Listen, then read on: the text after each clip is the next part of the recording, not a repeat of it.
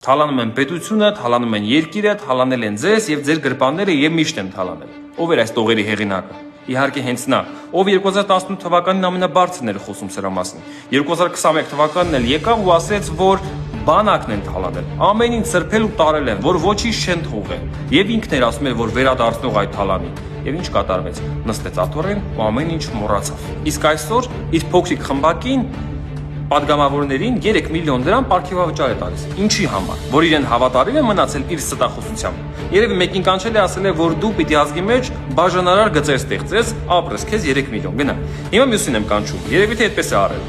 Կանչել է, ասել է, որ դու էլ պիտի համոզես, որ Ադրբեջանը մեր ընկերն է, այլ ոչ թե։